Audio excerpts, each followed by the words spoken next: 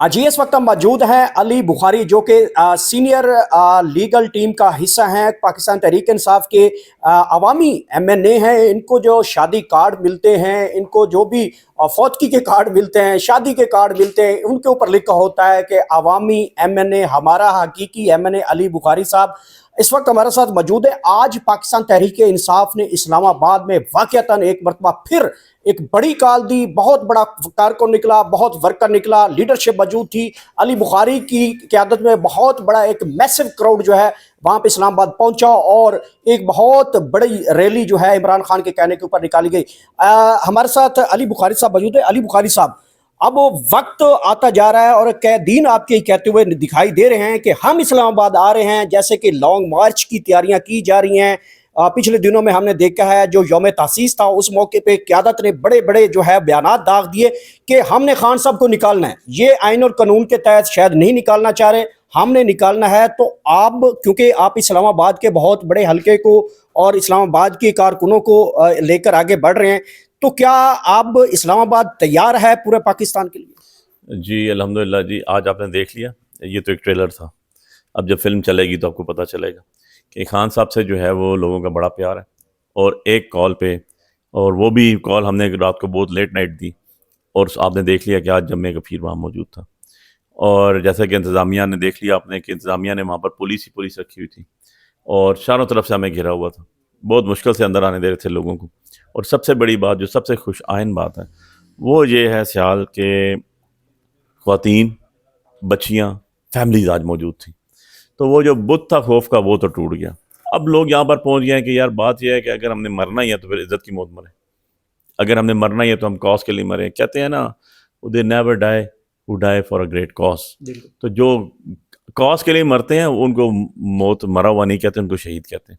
सो बात यह है कि अब वो टाइम आ गया है, अब वो वक्त आ गया है कि लोगों ने निकलना है और ये इंतज़ामिया ने आगे आगे होना है और लोगों ने इनके पीछे होना है। यकीन जानो कि कहते हैं ना, वो नक्कों चो के मुँह पे आ गई।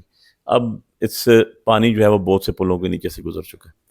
अब इशू ये है कि अब अगर ये नहीं करेंगे तो आपके पास अल्टीमेटली और हल कोई नहीं है। और खान अली साहब, बुखारी साहब ये बताएं कि कितने के लोग इस मरतबा निकलेंगे, क्योंकि जो वोट पड़ा है इमरान खान को वो तो 85% लोगों ने वोट दिया है। लोग बिल्कुल इसमें इस वक्त उनका पब्लिक पल्स जो है वो बता रहा है कि वो आना चाह रहे हैं। तो ये मिलियन मार्च होगा, 2 मिलियन मार्च होगा, कितने लोग इस्लामाबाद आएंगे? और क्या अगर धरना दे दिया जाता है तो पिछला रिकॉर्ड तोड़ दिया जाएगा या फिर कोई और नेगोशिएशन होगी, हुकूमत के साथ बैठेंगे? किस तरह खान को लेके बहर आना है? देखिए ये नेगोशिएशन तो घूमते करती होती हैं।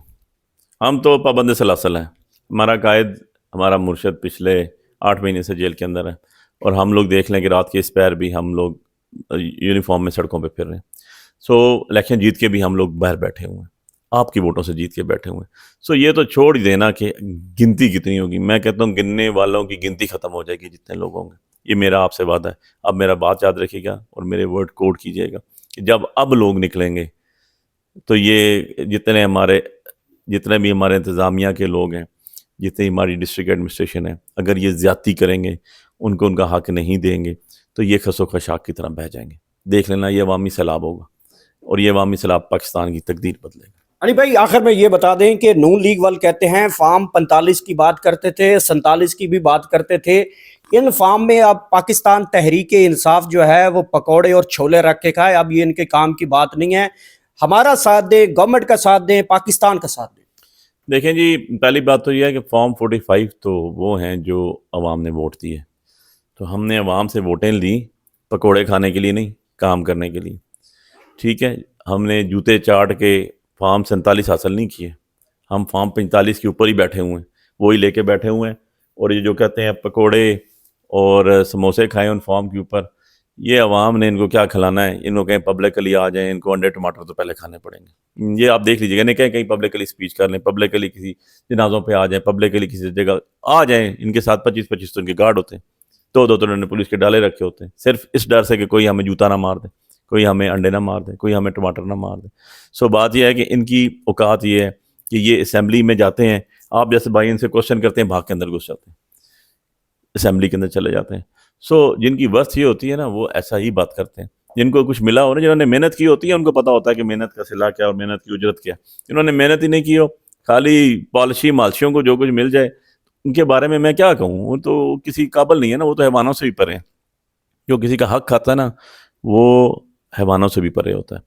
آپ کو اگر اللہ اور اس کے رسول کی کتاب کا بطور اس کو پڑھیں سارا ترجمے کے ساتھ، تو آپ کو پتہ چلے گا کمٹمنٹس کا کیا اللہ پاک نے کہا ہوا ہے. آپ قرآن پاک کو صحیح طرح اسٹڈی کریں تو آپ کو پتہ چلے گا کہ حقداروں کا حق کھانا، یتیموں کا مال کھانا کتنا بڑا گناہ عظیم اور ان کا اشر کیا ہوگا. یہ انہوں نے کہا ہوا ہے آپ سب لوگوں کا حق. انہوں نے کیوں ہے امانتوں میں خیانت. تو خیانت دار آدمی کی شکل دیکھ لیں آپ، ان کی آنکھوں میں آنکھیں ڈال کے 2 منٹ بات کر لیں آپ، یہ آپ کو آنکھوں میں آنکھیں ڈال کے جواب دے دیں، آپ مجھے کہہ دیجیے کہ علی بخاری تم غلط ہو. ان کی تو بات یہ ہے. بہت بہت شکریہ. علی بخاری ہمارے ساتھ موجود تھے. گفتگو آپ نے سنی ہے. اسلام آباد بالکل تیار ہے.